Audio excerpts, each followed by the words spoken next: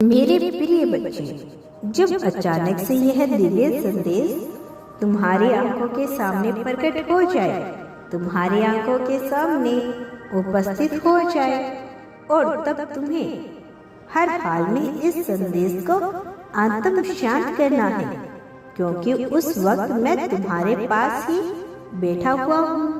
तुम्हारी हर उस बात को सुन रहा हूँ जो तुम अपने मन में दोहरा रहे हो, जो तुम अपने मन में बोले जा रहे हो। उन सभी विवादों को स्पष्ट रूप से देख पा रहा हूँ जो तुम्हारे भीतर चल रहे हैं। वह सब कुछ मैं भली भांति महसूस कर रहा हूँ। जिस भावना को तुम भी महसूस किए जा रही हो, क्योंकि मैं तुम्हें पूर्ण रूप से जानता हूँ। तुम इस भौतिक शरीर को एक नाम के द्वारा जान रहे हो।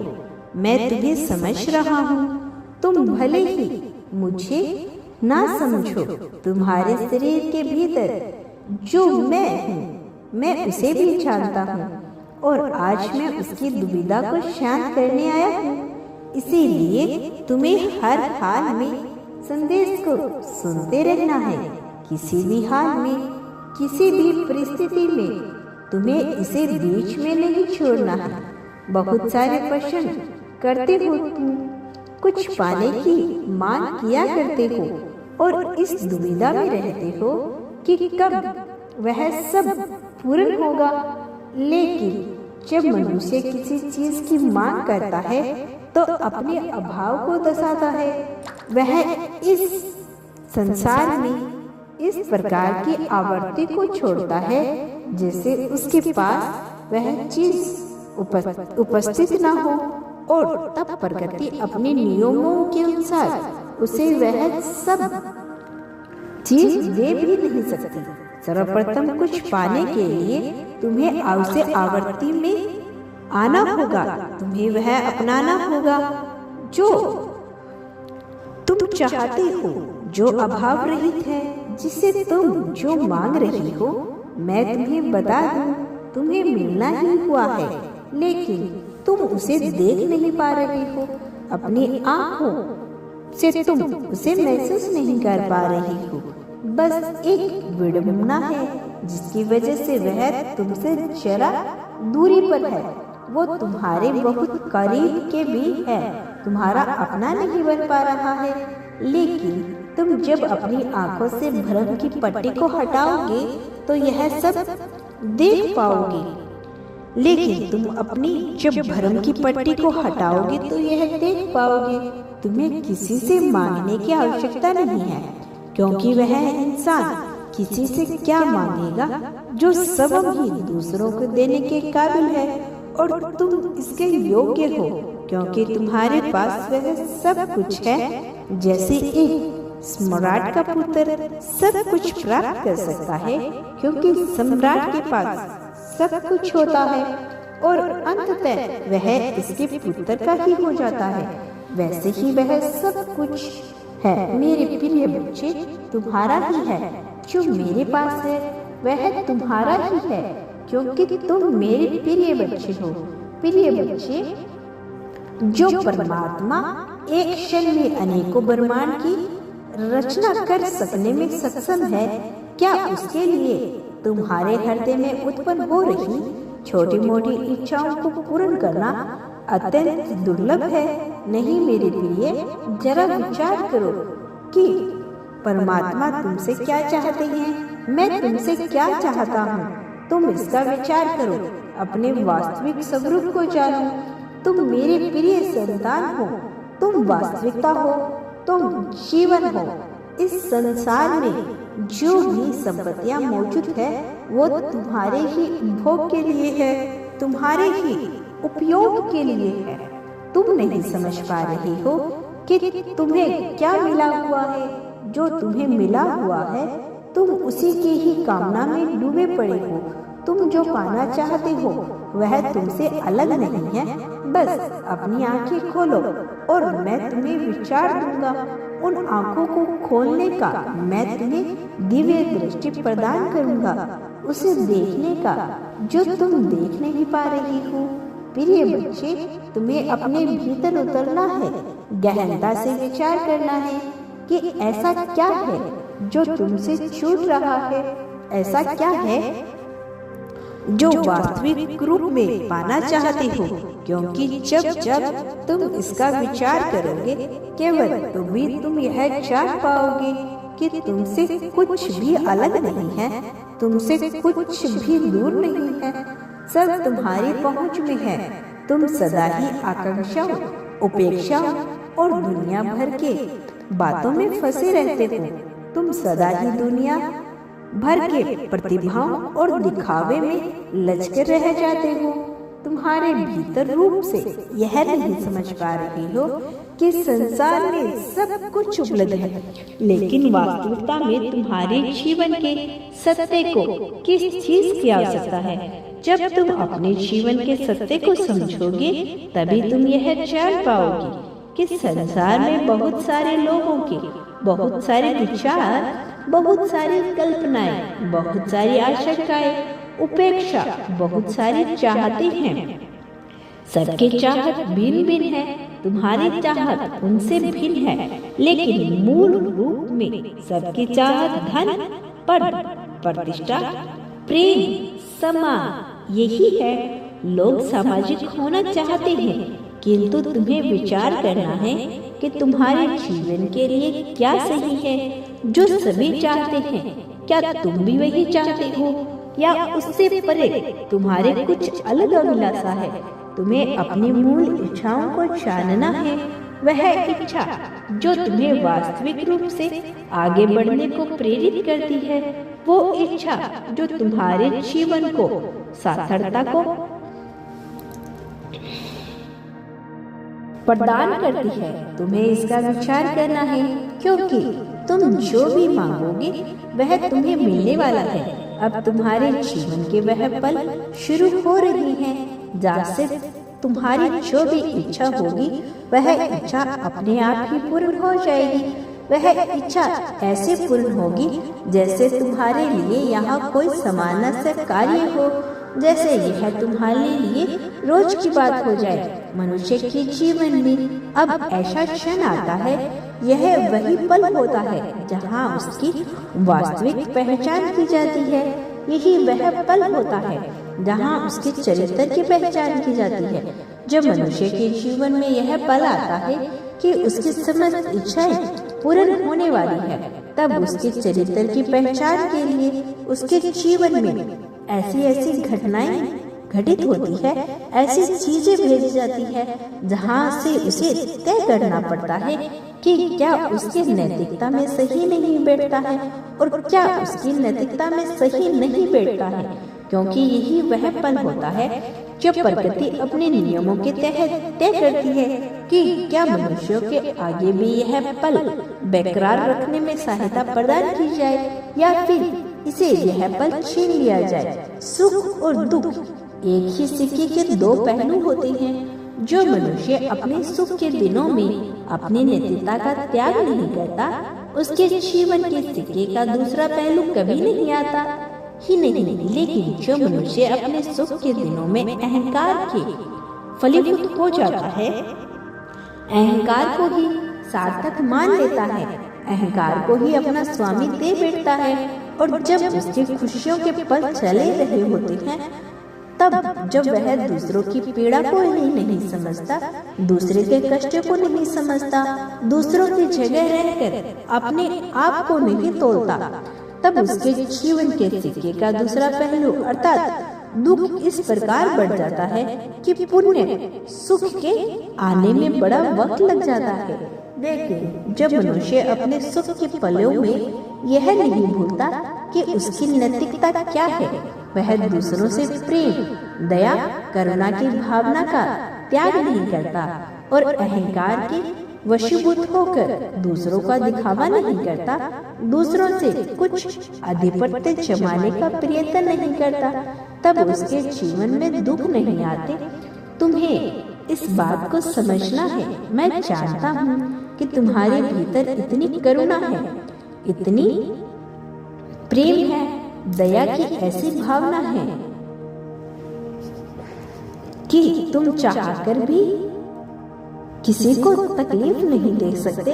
तुम कभी भी ऐसा नहीं करोगे।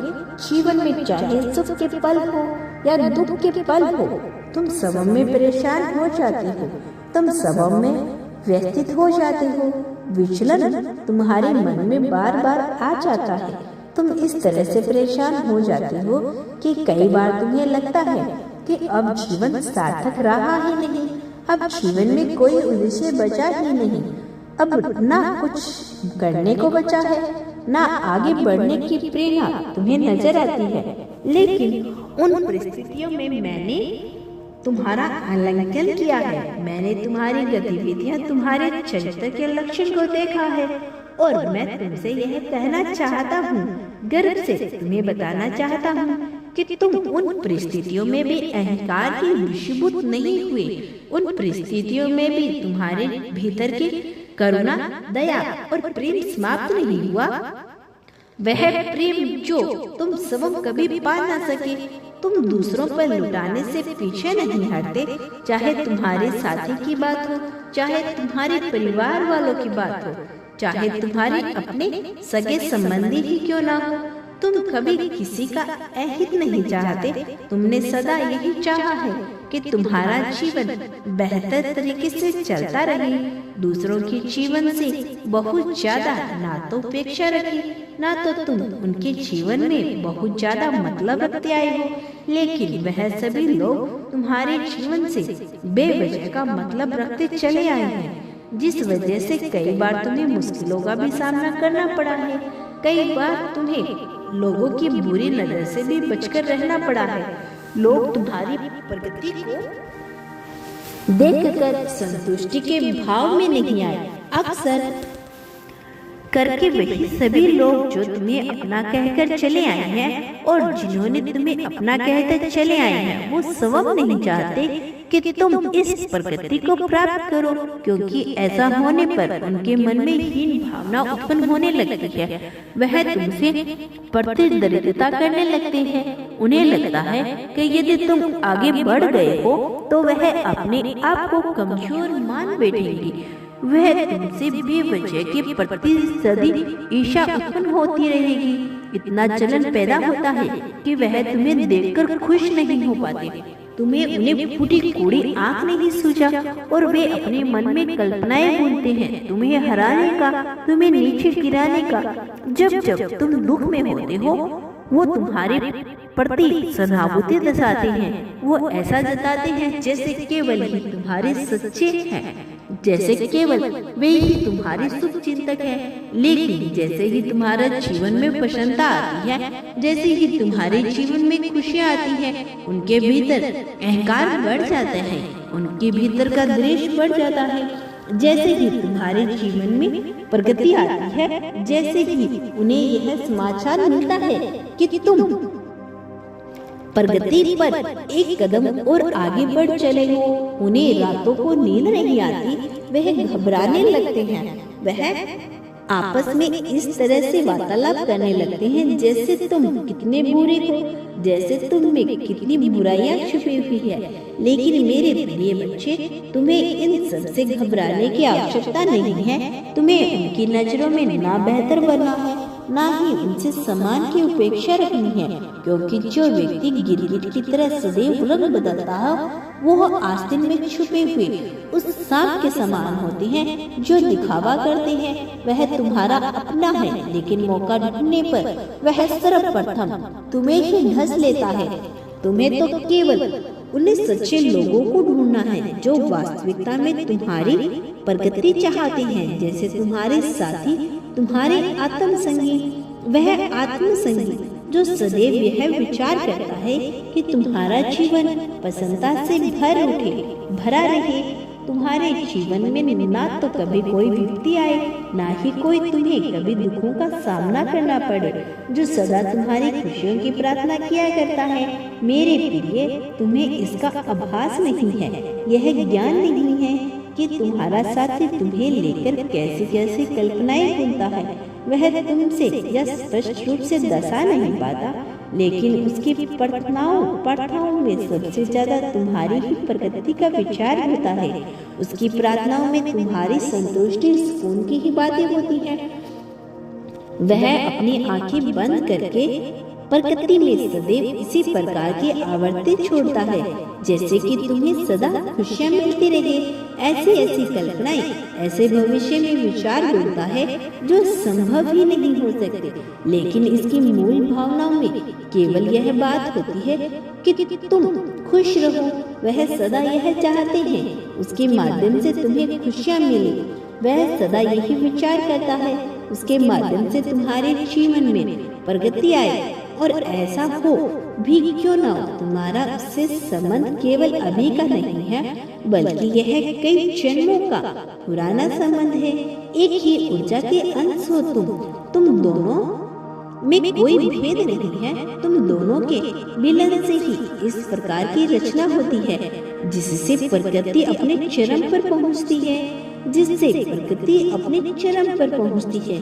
मेरे प्रिय बच्चे, जो मैं तुम्हें बता रहा हूँ उसे जानना तुम्हारे लिए अति आवश्यक है। इसके रहस्य को समझना तुम्हारे लिए अति आवश्यक है। तुम्हारे आत्म संगी, तुम्हारा साथी तुम्हारे लिए सर्वश्रेष्ठ है। वह तुमसे अत्यंत प्रेम करता है। उसके हृदय में तुम्हारे लिए अगाध प्रेम बसा है। ऐसा प्रेम जो तुम सोच भी नहीं सकते। ऐसा प्रेम जो तुम्हें प्रकृति की ओर लेके जाएगा। ऐसा प्रेम जो तुम्हारे मन की असीम शांति और सुकून से भर देगा। ऐसी प्रार्थना और तुम्हारी इतनी इच्छा प्रबल है कि मुझसे तुम्हारी सहायता अवश्य ही करनी पड़ेगी। तुम्हारी सहायता के लिए मैंने विभिन्न शक्तियों का चुनाव कर लिया है। यह शक्तियाँ 3 विभिन्न रूपों में होगी। यह तीनों शक्तियाँ तुम्हारा समर्थन विभिन्न क्षेत्रों में करेगी। सर्वप्रथम आर्थिक क्षेत्रों में तुम्हारी उन्नति स्पष्ट होगी। सर्वप्रथम आर्थिक क्षेत्र की उन्नति भी होनी चाहिए, क्योंकि जब तुम्हारे जीवन में अर्थ ही बढ़ेगा तभी तुम्हारा जीवन सार्थक हो सकेगा। तुम्हारा जीवन इस प्रकार से आगे बढ़ेगा। इसमें अर्थ का महत्व बहुत ज्यादा है, धन का महत्व बहुत ज्यादा है। जिस तरह के जीवन को तुम जीते आए हो, जिस तरह के जीवन को तुम देखते आए हो, उसमें धन की प्रधानता नहीं है, उसमें धन मूल्यवान रहा है। इसीलिए तुम्हारे जीवन में सबसे पहला जो बदलाव होगा वह धन के क्षेत्र में होगा। और इस बदलाव को सफल बनाने के लिए एक दिव्य ऊर्जा शक्ति को मैंने तुम्हारे साथ लगा दिया है। और बहुत ही जल्द तुम्हें उस ऊर्जा की शक्ति का एहसास भी होगा, क्योंकि यह शक्ति साकार रूप से तुम्हारे समक्ष होगी, एक ऐसे रूप में जिसकी तुम यह समझ पाओगे कि तुम्हारे लिए क्या भेजा गया है। अब दूसरी ऊर्जा शक्ति तुम्हारे प्रेम जीवन, तुम्हारा सामाजिक जीवन को बेहतर बनाने का कार्य करेगी। ऐसा होना अत्यंत आवश्यक है, क्योंकि तुम्हारे भीतर क्रोध क्या जो ज्वाला जन्म लेता है, तुम्हारे भीतर जो क्रोध उत्पन्न होता है उसका समापन होना अत्यंत आवश्यकता है। अन्यथा यह क्रोध अच्छे मनुष्य को समाप्त कर डालता है। यह क्रोध ही है जो न जाने कितने युद्धों का कारण बना। यह क्रोध ही है जो न जाने कितनों रिश्तों को तोड़ने का कारण बना। इस क्रोध का तुम्हारे मन से पूर्णतः समाप्त हो जाना अत्यंत आवश्यक है। और जो मनुष्य क्रोध को नियंत्रण कर लेता है वह एक कदम स्वतः ही आगे बढ़ जाता है। लेकिन तुम्हारे भीतर यह क्रोध जन्म लेता है, यह कभी स्पष्ट रूप से फूटकर बाहर नहीं आ पाता।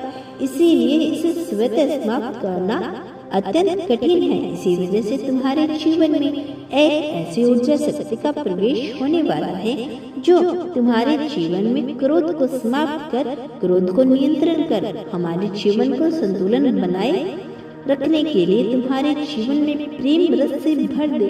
साथ ही तुम्हारे भीतर सामाजिक कार्य कुशलता को इस प्रकार बढ़ा दे कि तुम जहाँ भी जाओ वहाँ तुम्हें सम्माननीय रहो। तुम जहाँ भी जाओ वहाँ तुम्हारा आदर संस्कार किया जाए, मेरी तुम्हारी बातों को गहनता से सुना जाए। तीसरी ऊर्जा शक्ति तुम्हें जीवन में वास्तविक जीवन के सत्य से अवगत कराने का कार्य करेगी, तुम्हारे आध्यात्मिक अनुभव को बढ़ाने, तुम्हें उस मार्ग पे ले जाने का कार्य करेगी जहाँ से केवल एक ही चीज नजर आती है, वो है सत्य, जहाँ से कुछ भी दोहरे मापदंड नहीं रह जाते, जहाँ से जीवन की सभी समस्याओं का हल मिल जाता है, जहाँ से न तो प्रश्न बचते हैं ना ही उत्तर बचते हैं, ना तो किसी प्रकार की दुविधा होती है, ना ही मन में कोई चंचलता उत्पन्न होती है। जहाँ यदि कुछ उपस्थित होता है तो वह होता है केवल और केवल साकार सत्य, मानसिक शांति, आध्यात्मिक सुकून का एक ऐसा सुकून जिसके लिए मनुष्य जीवन भर तरसता रहता है। ऐसा सुकून जो न प्रेम से प्राप्त हो सकता है, न सामाजिक बंधनों को प्राप्त हो सकता है। ऐसा सुकून जो न प्रगति दे सकती है, न ब्रह्मांड दे सकता। मैं तुम्हें ऐसे सुकून को प्रदान करूंगा, ऐसा सुकून जो असीम परम पिता परमेश्वर के अलावा इस संसार में कहीं भी उपलब्ध नहीं है। वह सुकून जिसे प्राप्त कर मनुष्य इस लोक से हटकर दिव्य लोक का स्वामी हो जाता है। मेरे प्रिय, अब तुम इसी तरह से जीत की तरफ बढ़ते चले जाओ। यह तीनों शक्तियाँ मिलकर तुम्हें उस मार्ग पर आगे लेके जाएगी जहाँ से तुम्हें सत्य का ज्ञान होगा, जहाँ से तुम्हें सब कुछ अपनी खुली आंखों से स्पष्ट रूप से देख पाओगी। तुम्हारा कल्याण है मेरे बच्चे, मैं सदैव तुम्हारे साथ हूँ। वह मुझे जीत के मार्ग पे ले जाएगा। मैं सौभाग्यशाली हूँ मेरे प्रिय बच्चे। ऐसा लिखकर संदेश की पुष्टि करना।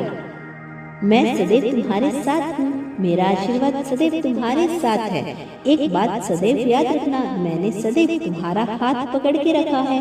मैं तुम्हें कभी भी अकेला नहीं छोड़ूंगा।